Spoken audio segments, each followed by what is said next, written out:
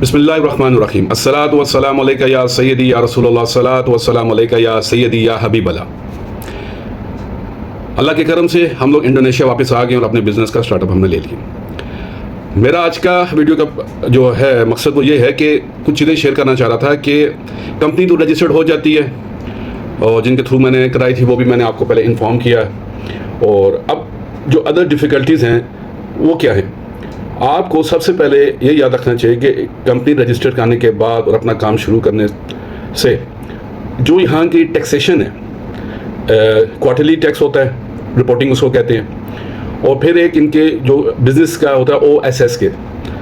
Cortex ایک ہے ان کا ایپ جس پہ آپ نے ہر چیز کو اپلوڈ کرنا ہوتا ہے، انفارم کرنا ہوتا ہے۔ اب ہمیں اس چیز میں کافی زیادہ ڈیفیکلٹیز آئی ہیں۔ ایک تو بینگ اے فارنر ہم لوگ کسی کے پاس بھی جاتے ہیں یہاں پہ لا کے کنسلٹنٹ کے پاس، تو وہ ہمیں بہت زیادہ چارجز بتاتے ہیں کہ ہم لوگ اس میں سوچ میں پڑ جاتے ہیں کہ یار یہ کیوں اس ہمارے ساتھ کر رہے ہیں، مگر ہم نے فیس تو کرنا ہے اور جو آنے والے ہیں انہوں نے بھی فیس کرنا ہے۔ یا تو بندہ ہو جس کو خود ہی یہ ساری چیزیں آتی ہوں یا اس کے ساتھ اپنی پوری ٹیم ہو، تو پھر تو اس کے لیے کوئی ایشو نہیں ہے، مگر ایک نئے بندے کے لیے اور جس کا ایک کوئی ہائی لیول کا بزنس نہیں، ایک نارمل سا بزنس ہے، تو ان کو یہ چیزیں فیس کرنی پڑتی ہیں، کیونکہ جو ہائی لیول بزنس ہوتے ہیں ان کے پاس اکاؤنٹنٹ پہلے سے ہوتے ہیں، آڈٹ کرنے والے بھی، مطلب ان کے پاس پوری ٹیمیں ہوتی ہیں، ان کو اتنا ایشو نہیں ہوتا۔ مگر ہم جیسے جو نئے ہوتے ہیں اور اتنا ہائی لیول پہ نہیں ہوتے تو ان کے لیے کافی زیادہ یہ سر درد بن جاتا ہے۔ تو ابھی تک ہم لوگ اسی کی ورکنگ کر رہے ہیں اور کسی لا فرم کے ساتھ یا جو ٹیکس سے ریلیٹڈ جو بھی فرم ہے اس کو ڈھونڈنے کی کوشش کریں۔ کافی آپشنس سامنے آئے ہیں، کچھ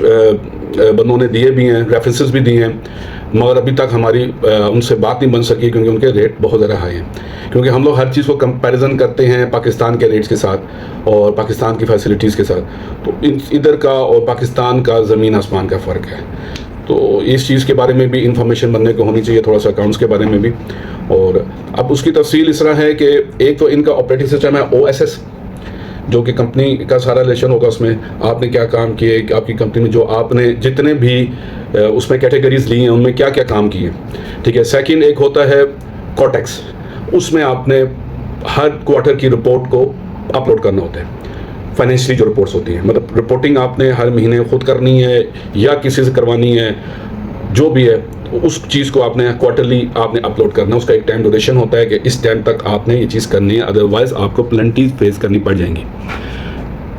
تو ابھی تک ہم تو لگے ہوئے ہیں، ایک بندے سے تو ہم نے مطلب کسی طرح کوشش کر کے وہ کر لیا ہے OSS کا، تو باقی بھی چیزیں جو ہیں کوٹیکس کی اور اس طرح کی تو وہ ابھی ہم کر رہے ہیں۔ تو امید ہے جو چیزیں ہوتی جائیں گی میں آپ کو اپڈیٹ کرتا رہوں گا، اور اس کا یہ ایک فائدہ ہو جائے گا کہ جو چیزیں ہم لوگ فیس کر رہے ہیں تو جو آنے والے ہیں ہمارے بھائی ہیں پاکستان سے یا کہیں سے بھی ہیں تو ان کو یہ چیزیں فیس نہیں کرنی پڑے گی۔ انشاءاللہ تعالیٰ سون میں ایک ویڈیو اور بناؤں گا جس میں جو مجھے سمجھ آئی ہے OSS کے اور کوٹیکس کے بارے میں اس کو میں تھوڑا سا ایکسپلین کر دوں گا، اور لیپ ٹاپ کے تھرو تھوڑا سا اس کو آپریٹ کرنے کا بھی آپ کو بتا دوں گا جتنا مجھے سیکھا ہوا ہے۔ تو میں کہا یہ آپ لوگوں سے شیئر کر لوں، اور جب بھی آپ آئیں کمپنی رجسٹرڈ کروائیں تو کوشش کیجیے گا کہ ان بندوں سے اس طرح کی ڈیل کریں کہ آپ کو اس چیز میں بھی ہیلپ آؤٹ مل جائے۔ تو اب آف کورس جو بھی چیز ہوگی اس کے تو چارجز ہوتے ہی ہوتے ہیں، وہ تو آپ کو دینے پڑیں گے، تو مگر یہ ہے کہ اس چیز کو پہلے ہی سے یا تو خود بندے کو ایکسپیرینس ہو جائے اور وہ چیز کو پڑھ کے اور چیزوں کو گین کر کے تو وہ جو بھی اس کے ہے اکاؤنٹس کے بارے میں جانتا اگر تو ہے تو وہ تو پھر اتنا ایشو نہیں بنے گا، مگر اگر نہیں ہے تو پھر ایشو بنے گا۔ تو اس چیز کو لازمی اوور کم کیجیے گا، اور جن سے بھی آپ کمپنی کروا رہے ہیں تو ان کو یہ لازمی مینشن کریے گا کہ اس چیز کا بھی اس میں لازمی حل کریں، ورنہ آپ کو پینلٹیز پڑیں گی۔ انشاءاللہ ملتے ہیں آپ دوسری ویڈیو میں جس میں آپ کو کوٹیکس اور OSS کے بارے میں بتاؤں گا۔ تھینک یو جی، اللہ حافظ، دعا میں یاد رکھیے گا۔